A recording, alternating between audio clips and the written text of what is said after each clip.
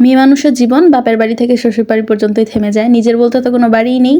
আর এখান থেকে ওখানে, ওখান থেকে এখানে যেতে মানুষের নানা ধরনের পারমিশন লাগে। আর যাদের বাবা নেই তাদের তো মনে হয় যে বাপের বাড়ি বলতে কিছুই নাই, মানে যাই আর কি কোনো রকম। শুধুমাত্র মা আছে, ভাই বোন আছে যার যার সংসার নিয়ে, তো মাকে একটু দেখতে যাই, মার সাথে কতদিন থাকি, 2-3 দিন, 7 দিন, 5 দিন যাই থাকি, খুব ভালো থাকি। তবে এই যে যাওয়া আসার মধ্যে যে টানা হেঁচড়া, এই যে ব্যাগপত্র গুছানো, বাচ্চাদেরকে নিয়ে টানাটানি এখান থেকে ওইখানে গেলে কত কিছু যে লাগে। তারপরে যে সংসার ফেলে চলে যায়, এই যে বারান্দার গাছগুলো কে পানি দিবে, এটা কে করবে, ওটা কে করবে, নানান ধরনের চিন্তা।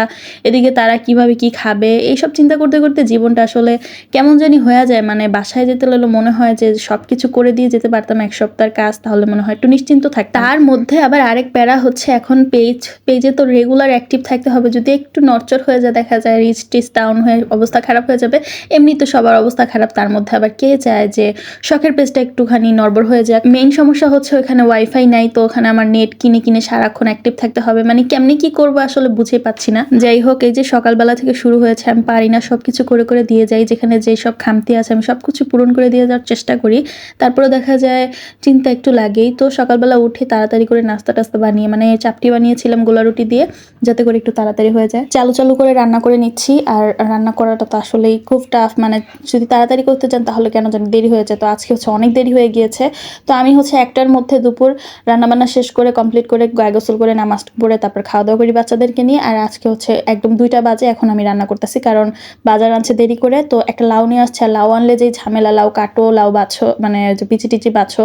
তারপর হচ্ছে এখানে লাউ দিয়ে আমি মাছের মাথা রান্না করে নিচ্ছিলাম, আর হচ্ছে লাউয়ের যে ছিলকাগুলো ছিল সেগুলো ভাজি করে নিচ্ছিলাম। মানে এত দাম দিয়ে লাউ আনে, তখন ভাবি যে এটা ফেলে দিব ভাবতে ভাবতে দেখা যায় যে এটা ভাজি করার সিদ্ধান্ত নিলাম। আর এগুলো করতে আসলে একটু সময় লেগে গিয়েছে। আমার শ্বশুরবাড়ির মানুষ তো জানেই না লাউয়ের খোসা কিভাবে ভাজি করে খেতে হয়। আসলে তারা আগে লাইফস্টাইলটা অন্যরকম ভাবে পালন করেছে, এখন আসলে অনেক কিছু পারে না।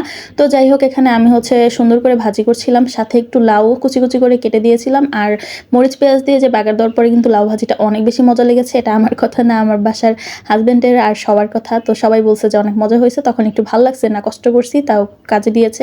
আর আজকে হচ্ছে মাছের মাথা দিয়ে লাউ রান্না করেছিলাম। তো সেটা পাঙ্গাস মাছের মাথা ছিল, ওইটা দিয়ে লাউ রান্না করে একটু বাগার দিতে হয়, তো আমি এখানে একটু বাগার দিয়ে নিচ্ছি। তো এইসব করে তাড়াতাড়ি করে এই যে রেডি হয়ে যাব।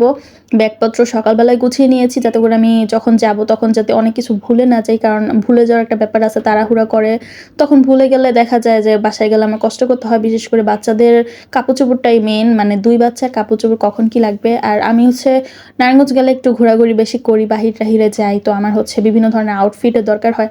তো ওইসব জিনিসই গুছিয়ে নিয়েছি। তো নারায়ণগঞ্জ গেলে অনেক অনেক ব্লগ দেখতে পারবেন আপনারা, মানে আমার একদম স্বাধীনতা দিবস। তো এই ছিল আজকে ছোট একটা ব্লগ, সবকিছু শিডিউল করে রাখলাম। আসসালামু আলাইকুম।